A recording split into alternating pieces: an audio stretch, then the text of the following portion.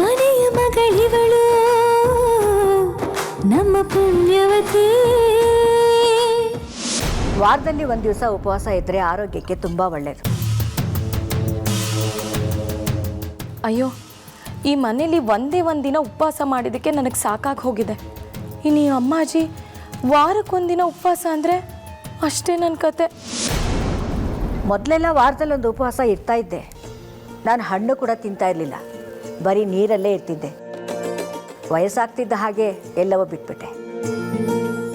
ಪೂರ್ವಿ, ಬಾ, ನೀನು ಹಣ್ಣು ತಿನ್ನು. ಬೇಡ ಅಮ್ಮಾಜಿ, ನಾನು ನೀರು ಕುಡಿದೆ. ಜಯಂತಿ, ನಾವೆಲ್ಲರೂ ಉಪವಾಸ ಮಾಡ್ತಿದ್ದೀವಿ ಅಂತ ಪೂರ್ವಿನೂ ಉಪವಾಸ ಮಾಡ್ತಿದ್ದಾಳೆ. ನೋಡಿ ಎಂಥ ಸಂಸ್ಕಾರ ಅಂತ. ಬೇರೆ ಯಾರಾದರೂ ಆಗಿದ್ದಿದ್ರೆ ನಮ್ಗೆ ಯಾಕೆ ಬೇಕಿದೆಲ್ಲ ಅಂತ ಹೊಟ್ಟೆ ತುಂಬ ಊಟ ಮಾಡಿರೋರು. ಈ ಮನೆಗೆ ಬಂದು ಒಂದೇ ಒಂದಿನ ಏನು ಕೆಲಸ ಮಾಡದೆ ಬಿಟ್ಟು ತಿಂತಾ ಇರೋಳು. ಮೇ ಬಿ ತಿಂದಿದ್ದು ಅರಗದೆ ಉಪವಾಸ ಇರ್ಬೋದು. ಪೂರ್ವಿ, ನೀನು ಯಾಕಮ್ಮ ಉಪವಾಸ ಇದೆಯಾ? ಆವಾಗಲೇ ಹೇಳಿದ್ನಲ್ಲ ಊಟ ಮಾಡು ಅಂತ. ಇವತ್ತು ಒಂದಿನ ತಾನೇ, ಪರವಾಗಿಲ್ಲ. ಅವಳಿಗೆ ಉಪವಾಸ ಇದ್ದು ಅಭ್ಯಾಸ ಇದೆ ಅನ್ಸುತ್ತೆ. ಅದಕ್ಕೆ ನೋಡಿ ಎಷ್ಟು ಆರಾಮಾಗಿದ್ದಾಳೆ.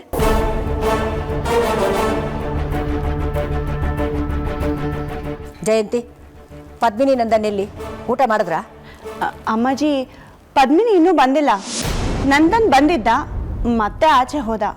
ಏನು, ಒಬ್ಬನೇ ಬಂದ ಮತ್ತೆ ಹೋದ್ನಾ? ಅವನು ಹೋಗಿದ್ದು ಪದ್ಮಿನಿ ಜೊತೆ ತಾನೆ? ನೋಡಿದ್ರ ಅಮ್ಮಾಜಿ, ಅವರಿಬ್ರು ಜಗಳ ಆಡ್ತಾರೆ ಅಂದರೆ ನೀವು ನಂಬಲೇ ಇಲ್ಲ. ಈಗ ಜಗಳ ಆಡದೇ ಇರೋರು ಹೇಗೆ ಬೇರೆ ಬೇರೆ ಬರೋಕ್ಕೆ ಸಾಧ್ಯ? ಆದರೆ ಅವರಿಬ್ರು ಇನ್ನೂ ಮನೆಗೆ ಬಂದಿಲ್ವಲ್ಲ. ಮಧ್ಯದಲ್ಲೇ ಬಂದು ಹೋದ ನಂದನ್ನು ಅಂತ ಜಯಂತಿ ಬೇರೆ ಹೇಳ್ತಿದ್ದಾಳೆ. ಏನು ನಡೀತಿದೆಯೋ ನನಗಂತೂ ಏನೂ ಅರ್ಥ ಆಗ್ತಿಲ್ಲ. ನನಗೂ ಏನೂ ಅರ್ಥ ಆಗ್ತಿಲ್ಲ ಅಮ್ಮಾಜಿ. ಆದರೆ ಅವರಿಬ್ಬರ ಮಧ್ಯೆ ಏನೂ ಸರಿ ಇಲ್ಲ ಅನ್ನೋದಂತೂ ಸತ್ಯ. ಅಲ್ಲ, ಕಾಲು ನೋವಿರೋ ನಂದನ್ ಒಬ್ಬನೇ ಯಾಕೆ ಮನೆಗೆ ಬಂದ? ಜೊತೆಗೆ ಹೋದ ಪದ್ಮಿನಿ ಎಲ್ಲಿ ಹೋದ್ಲು? ಮತ್ತೆ ನಂದನ್ ಯಾಕೆ ಆಚೆ ಹೋದ? ನೀವೇ ಹೇಳಿ ಅಮ್ಮಾಜಿ. ಏನು ನಡೀತೈತೆ ಅಂತ ನನಗೆ ಗೊತ್ತಿದ್ರು ನಿಮ್ಮ ಹತ್ರ ಹೇಳೋಕ್ಕಾಗ್ತಿಲ್ಲ. ಆ ಧೈರ್ಯ ನನಗಿಲ್ಲ. ಒಂದು ವೇಳೆ ಹೇಳಿದ್ರು ಆ ಸತ್ಯನ ನೀವು ತಡ್ಕೊಳಕ್ಕಿಲ್ಲ ಅಮ್ಮಾಜಿ. ಇದು ನಮ್ಮ 3 ಜನರ ಮಧ್ಯೆ ನಡೀತಿರೋ ಒದ್ದಾಟ. ಇದಕ್ಕೆಲ್ಲ ಪರಿಹಾರ ನಂದನವ್ರ ಕೈಲೈತೆ. ಪದ್ಮಿನಿ, ಎಲ್ಲಿ ಹೋದೆ ನೀನು? ಬೇಗ ಸಿಕ್ಬಿಡು ಪ್ಲೀಸ್. ಹಾಸ್ಪಿಟ್ಲ್ ಹತ್ರ ಸ್ವಲ್ಪ ಬೇಗ ಹೋಗಿ. ಛೇ, ಅವರಿಬ್ಬರ ಮಧ್ಯೆ ಏನಾದರೂ ಭಿನ್ನ ಅಭಿಪ್ರಾಯ ಇದ್ದರೆ ಬಗೆಹರಿಸ್ಕೊಳ್ಳಿ. ಹೆಚ್ಚು ಹೊತ್ತು ಅವರಿಬ್ಬರು ಸಮಯ ಕಳೀಲಿ ಅನ್ನೋ ಕಾರಣಕ್ಕೇನೆ ಅವರಿಬ್ಬರನ್ನು ಹಾಸ್ಪಿಟ್ಲಿಗೆ ಕಳಿಸಿದ್ದು. ಅದೇ ತಪ್ಪಾಗೋಯ್ತಾ ನಂದು ಅಂತ. ಅಮ್ಮಾಜಿ, ನಾನು ಪದ್ಮಿನಿ ಮೇಲೆ ಕಂಪ್ಲೇಂಟ್ ಮಾಡ್ತಿದ್ದೀನಿ ಅಂತ ಅನ್ಕೋಬೇಡಿ.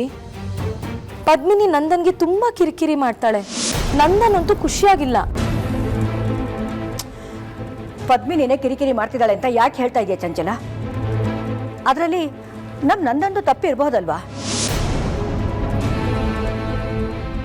ನನಗೆ ಗೊತ್ತಿದ್ದ ಹಾಗೆ ಪದ್ಮಿನಿ ನಂದನ್ ಜೊತೆ ಚೆನ್ನಾಗೇ ಮಾತಾಡ್ತಾಳೆ. ಆದರೆ ನಮ್ಮ ನಂದನ್ನೇ ಯಾಕೋ ಮನಸ್ಸು ಕೆಡಿಸ್ಕೊಂಡಿದ್ದಾನೆ. ಅದೇ ಮನ್ಸು ಕೆಡೋದಕ್ಕೆ ಅವಳೇ ಕಾರಣ ಅಂತ ನಾ ಹೇಳ್ತಿರೋದು. ಛೇ, ಇವರಿಬ್ರಿಗೂ ಇದೊಂದು ಆಟ ಆಗೋಗಿದೆ. ಮೊನ್ನೆನೂ ಇದೇ ಥರ ಮಾಡಿದ್ರು. ಹೇಳ್ದೆ ಕೇಳ್ದೆ ಹೋದ್ರು. ಇಡೀ ರಾತ್ರಿ ಇವ್ರಿಗೋಸ್ಕರ ನಾವು ಕಾಯ್ತಾ ಕೂತಿದ್ವಿ. ಮಾರನೇ ದಿನ ಬೆಳಗ್ಗೆ ಬಂದರು. ಇವತ್ತು ಇಷ್ಟೊತ್ತಾದರೂ ಇನ್ನು ಪತ್ತೆನೇ ಇಲ್ಲ.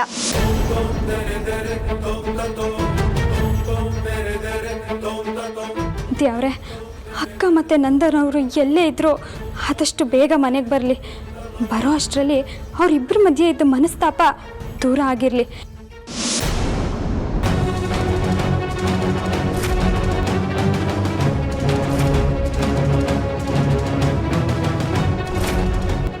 ಎಕ್ಸ್ಕ್ಯೂಸ್ ಮೀ, ಬೆಳಗ್ಗೆ ನನ್ನ ವೈಫ್ ಬಂದಿದ್ರು. ಅವ್ರನ್ನೇನಾದ್ರು ನೋಡಿದ್ರ ನೀವು? ಯಾರು? ಇವ್ರು ಇಲ್ಲ ಸರ್.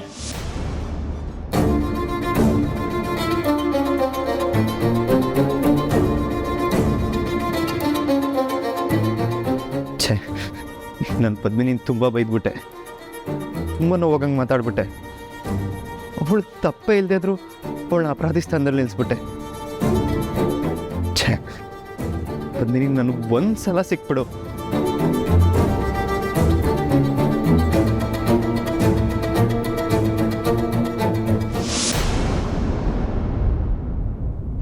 ಶಿಟ್, ಫೋನ್ ಬೇರೆ ಕನೆಕ್ಟ್ ಆಗ್ತಿಲ್ಲ.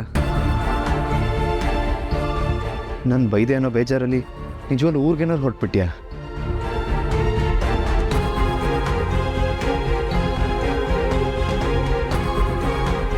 ನಡೀರಿ.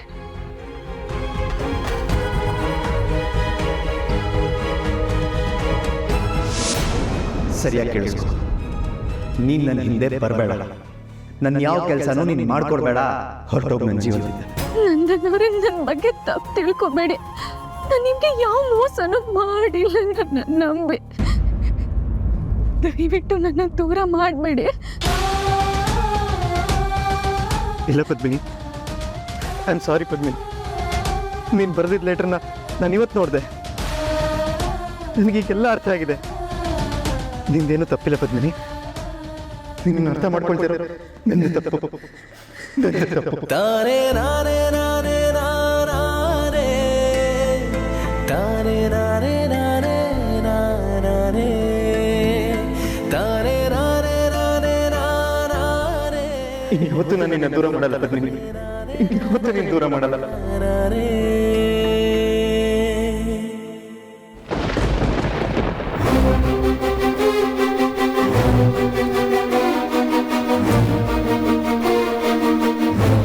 ಪದ್ಮಿನಿ, ನಂದನವ್ರೆ, ನನ್ನ ಕ್ಷಮಿಸ್ಬಿಡಿ. ನೀವು ಬರಬೇಡ ಅಂತ ನನ್ನ ಅರ್ಥ ದಾರಿಗೆ ಬಿಟ್ಟು ಬಂದ್ರು ನಾನು ಮತ್ತೆ ಇಲ್ಲಿಗೆ ಬಂದಿದ್ದೀನಿ. ನನಗೆ ಬೇರೆ ದಾರಿನೇ ಕಾಣಲಿಲ್ಲ. ಅಪ್ಪ ಇನ್ನು ಮನೆಗೆ ಹೋಗೋಕ್ಕೂ ಮನಸ್ಸು ಒಪ್ಪಲಿಲ್ಲ. ಅಲ್ಲಿಗೆ ಹೋದ್ರೆ ಸಾವಿರ ಪ್ರಶ್ನೆ ಕೇಳ್ತಾರೆ. ಎಲ್ಲ ಸತ್ಯ ಹೇಳೋ ಧೈರ್ಯ ನನಗಿಲ್ಲ.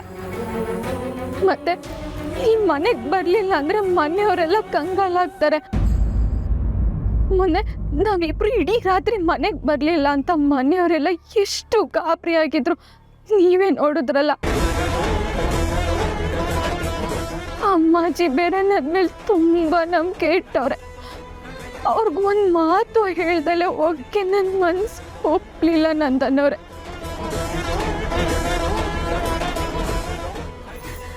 ಮತ್ತೆ ನಾನು ಹೋಗೋಕ್ಕೂ ಮುಂಚೆ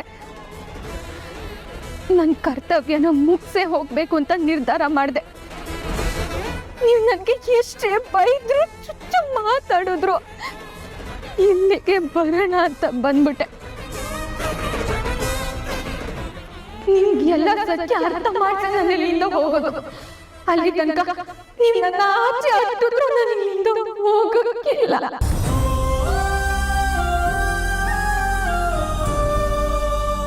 ನೋಡಿ ನಂದನವ್ರೆ, ನನ್ನ ನಿಮ್ಮ ಮಧ್ಯೆ ಎಷ್ಟೇ ಮನಸ್ತಾಪ ಇರ್ಬೋದು, ಆದ್ರೆ ಇದೆಲ್ಲ ಮನೆಯವ್ರಿಗೆ ಗೊತ್ತಾಗದ್ ಬೇಡ. ಅವ್ರ ಮುಂದೆ ನಾವಿಬ್ರು ಚೆನ್ನಾಗಿದ್ಬಿಡೋಣ. ಪ್ಲೀಸ್ ಒಪ್ಕೊಳ್ಳಿ. ಈಗ ತಡವಾಗಿ ಬಂದಿರೋದಕ್ಕೆ ಮನೆಯವರೆಲ್ಲ ಏನಾಯ್ತು ಏನಾಯ್ತು ಅಂತ ಕೇಳ್ತಾರೆ. ನೀವು ಯೋಚನೆ ಮಾಡಬೇಡಿ, ನಾನು ಏನೋ ಒಂದು ಹೇಳ್ತೀನಿ. ಅಂದ್ರೆ ದಯವಿಟ್ಟು ನನ್ನ ಮನೆಯಿಂದ ಆಚೆ ಹೋಗು ಅಂತ ಮಾತ್ರ ಹೇಳಬೇಡಿ. ಪೂರ್ವಿ,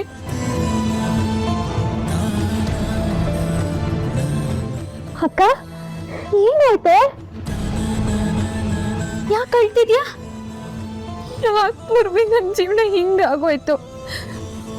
ನಾನು ಅವತ್ತು ಕಾಲೇಜಲ್ಲಿ ಡ್ಯಾನ್ಸ್ ಆಡಿಷನ್ ಇದ್ದಾಗ ಅತ್ತೆ ಒಂದು ಮಾತು ಕೇಳಿ ಯಾಕಾದ್ರೂ ಹೋದ್ನೋ. ನಾನು ಅವತ್ತು ಹೋಗಿರ್ಲಿಲ್ಲ ಅಂದಿದ್ರೆ ಇವತ್ತು ಹಿಂಗೆ ಆಗ್ತಾನೆ ಇರಲಿಲ್ಲ ಅಲ್ವಾ? ಯಾಕೆ ಹೀಗೆಲ್ಲ ಮಾತಾಡ್ತಿದ್ಯಾ? ನಾನು ಎಲ್ಲ ಕಳ್ಕೊಂಬಿಟ್ನಲ್ಲ ಪೂರ್ವಿ.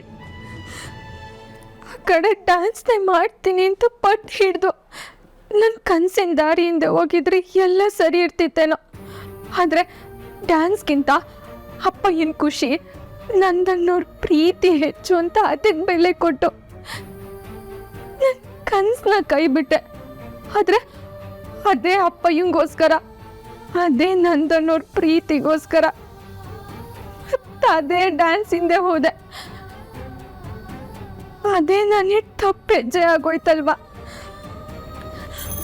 ನಾನವತ್ತು ಡ್ಯಾನ್ಸ್ ಹಿಂದೆ ಹೋಗಿರ್ಲಿಲ್ಲ ಅಂದಿದ್ರೆ ಇವತ್ತು ನನಗೆ ಈ ಥರ ಆಗ್ತಾನೆ ಇರ್ಲಿಲ್ವೇನೋ.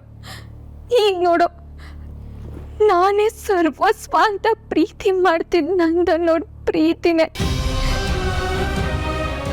ನನ್ನ ಪಾಲು ಉಳ್ದಿಲ್ಲ. ಮನೆಯವ್ರಿಗೆಲ್ಲ ಸತ್ಯ ಗೊತ್ತಾದ್ರೆ ಯಾರು ನನ್ನ ಮುಖ ನೋಡಕ್ ಇಷ್ಟಪಡಲ್ಲ. ಆ ಅಪ್ಪಯ್ಯನು ನಾನು ಯಾವತ್ತೂ ಕ್ಷಮಿಸಕ್ಕಿಲ್ಲ. ಎಲ್ಲ ಕಳ್ಕೊಂಡ್ಬಿಟ್ಟೆ. ಅಕ್ಕ, ಹಂಗೆಲ್ಲ ಹೇಳ್ಬೇಡ್ವೆ. ಆಗಿದ್ದಾಗೋಯ್ತು. ಹೆಂಗಾದ್ರೂ ಮಾಡಿ ನಂದನ್ ಅವ್ರನ್ನ ಸಮಾಧಾನ ಮಾಡೋಣ. ಆಗೋದೆಲ್ಲ ಮುಗ್ದಿಲ್ಲ ಪೂರ್ವಿ. ಇನ್ನು ನನ್ನ ಕಷ್ಟದ ದಿನಗಳು, ನನ್ನ ಕಣ್ಣೀರೆಲ್ಲ ಇನ್ನು ದಂಡಿ ದಂಡಿಯಾಗಿ ಬರೋದೈತೆ. ಏನಕ್ಕ ಹೇಳ್ತಿದ್ಯಾ? ಇವತ್ತು ಆಸ್ಪತ್ರೆಯಿಂದ ಬರುವಾಗ ನಂದನ್ ಅವರು ನನ್ನ ಅರ್ಧ ದಾರಿಲೇ ಬಿಟ್ಟು ಬಂದ್ಬಿಟ್ರು. ಅಲ್ಲಿಂದ ಒಬ್ಳೆ ಬರುವಾಗ ಶೋಭರಾಜ್ ಫೋನ್ ಮಾಡಿದ್ದ. ಶೋಭರಾಜ ಏನಂತೆ? ಹಂಗೆ ಅವತ್ತು ಮದುವೆ ದಿನನೇ ಆಕ್ಸಿಡೆಂಟ್ ಆಗೈತೆ, ಹಂಗಾಗಕ್ಕೆ ನಾನೇ ಕಾರಣ ಅಂತ ಕೂಗಾಡ್ತಿದ್ದ. ನನ್ನ ಸುಮ್ಮನೆ ಬಿಡಲ್ಲ ಅಂತ ಹೆದರ್ಸದ, ನಿನ್ನ ನೆಮ್ಮದಿಯಾಗಿ ಇರಕ್ ಬಿಡಲ್ಲ ಅಂತ ಹೇಳ್ದ ಗೊತ್ತಾ. ನೀನು ಯಾಕಕ್ಕ ಅವನಿಗೆ ಹೆದರ್ಕೋತೀಯ? ಅವನ ಕೈಯಲ್ಲಿ ಏನು ಮಾಡೋಕ್ಕಾಗಕ್ಕಿಲ್ಲ. ಇಲ್ಲ ಪೂರ್ವಿ, ಇವತ್ತು ನಿನ್ನ ಜೀವನ ಹಿಂಗೆ ಅಡ್ಗೋಡೆ ಮೇಲೆ ದೀಪ ಆಗಕ್ಕೆ ಅವನೇ ಕಾರಣ ಅಲ್ವಾ. ಅವನು ಸಮಯ ಸಾಧಕ, ಏನು ಬೇಕಾದ್ರೂ ಮಾಡ್ತಾನೆ. ಯಾವಾಗ ಬಂದು ಏನು ಮಾಡ್ತಾನೆ ಅಂತ ಗೊತ್ತಿಲ್ಲ ಕಣೆ. ಇದನ್ನೆಲ್ಲ ನೆನೆಸ್ಕೊಂಡ್ರೆ ನಂಗೆ ನಡ್ಕ ಬರ್ತೈತೆ ಪೂರ್ವಿ. ನೀನು ಅಳ್ಬೇಡ ಅಕ್ಕ, ಹಾಗೆಲ್ಲ ಏನೂ ಆಗಕ್ಕಿಲ್ಲ. ಹೆಂಗ್ ಸಮಾಧಾನವಾಗಿರ್ಲಿ ಪೂರ್ವಿ. ನಂದನ್ನವರು ನನ್ನ ಅರ್ಥ ಮಾಡ್ಕೋತಿಲ್ಲ. ಜೊತೆಗೆ ಆ ಶೋಭರಾಜ್ ಕಾಟ ಬೇರೆ ಶುರು ಆಗೈತೆ. ಅವನೇನಾದ್ರು ಮನೆಗೆ ಬಂದು ಎಲ್ಲ ಹೇಳ್ಬಿಟ್ರೆ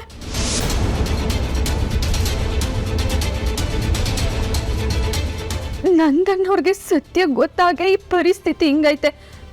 ಇನ್ನು ಅಮ್ಮಾಜಿಗೋ ಅಲ್ಲ ಅಪ್ಪಯ್ಯಂಗೋ ವಿಷಯ ಗೊತ್ತಾದ್ರೆ ಮುಂದೆ ಏನಾಗುತ್ತೋ ಅಂತ ಯೋಚನೆ ಮಾಡೋಕ್ಕೋ ಧೈರ್ಯ ಇಲ್ಲ ಕಣೆ ನನಗೆ.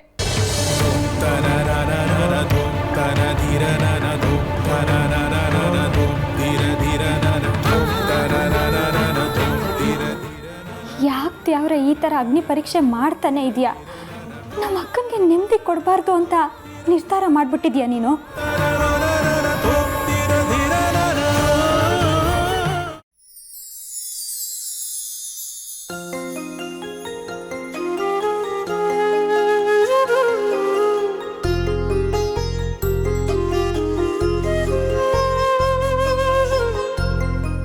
ರೂಮಲ್ಲಿ ಏನೇನೋ ಚೇಂಜಸ್ ಮಾಡಿದ್ಯಾ? ಹೌದು ನಂದನ್ನವ್ರೆ, ನೀವು ಈ 1 ವಾರ ಹೆಚ್ಚು ಸಮಯ ಈ ರೂಮಲ್ಲೇ ಕಳೀತೀರಾ. ಅದಕ್ಕೆ ನಿಮಗೆ ಬೇಜಾರಾಗಬಾರ್ದು ಮತ್ತು ನಿಮ್ಮ ಕೆಲಸಕ್ಕೆ ಅನುಕೂಲ ಆಗಲಿ ಅಂತ ಕೆಲವೊಂದು ಬದಲಾವಣೆ ಮತ್ತು ವ್ಯವಸ್ಥೆ ಮಾಡಿಯೋನಿ. ನೀವು ವೀಲ್ ಚೇರ್ ಮೇಲೆ ಕೂತು ಕೆಳಗಡೆ ಕಾಲಿಟ್ಟಾಗ ಮೆತ್ಕಿರ್ಲಿ ಅಂತ ಹೊಸ ಕಾರ್ಪೆಟ್ ತರಿಸಿದ್ದೀನಿ. ಅಲ್ಲಿ ನೋಡಿ, ನಿಮ್ಗಿಷ್ಟು ಅದು ಕಲರ್ ಕರ್ಟನೇ ಹಾಕಿದ್ದೀನಿ. ನಿನ್ನ ಪ್ರೀತಿ ಮುಂದೆ ಎಷ್ಟು ಚಿಕ್ಕವನಾಗ್ಬಿಟ್ಟೆ ಪದ್ಮಿನಿ ನಾನು. ಇಷ್ಟು ದಿನ ಅದೆಷ್ಟು ಒದ್ದಾಡಿದ್ಯೋ ನೀನು, ಅದೆಂತೆಂಥ ಸಿಚುವೇಶನ್ ಫೇಸ್ ಮಾಡಿದ್ಯೋ ಏನೋ. ಮನಸ್ಸಲ್ಲಿ ಇಷ್ಟೆಲ್ಲ ನೋವು ತುಂಬಿಕೊಂಡು ನಗ್ನಗ್ತಾ ಇದೆಯಲ್ಲ ಪದ್ಮಿನಿ. ಆದರೆ ಇದು ಯಾವುದನ್ನೂ ಅರ್ಥ ಮಾಡ್ಕೊಳ್ದೆ ನೀನು ಚುಚ್ಚು ಮಾತಾಡ್ತಾ ಬಾಯಿಗೆ ಬಂದ ಹಾಗೆ ಬೈತಾ ತುಂಬ ಕೆಟ್ಟದಾಗಿ ನಡ್ಕೊಂಬಿಟ್ಟೆ ನಾನು. What non sense.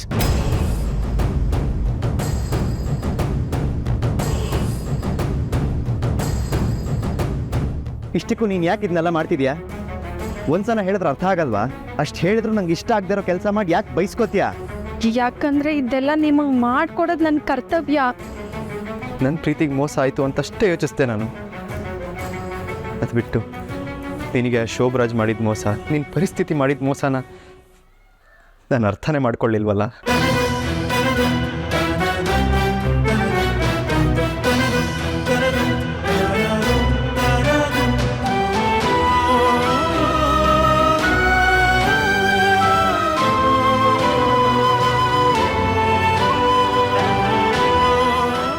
ಆಹಾ ನೊರ್ನೋರೇ ಕಾಫಿ, ಇದನ್ನು ಕುಡಿಯೋ ಮಜಾನೇ ಬೇರೆ.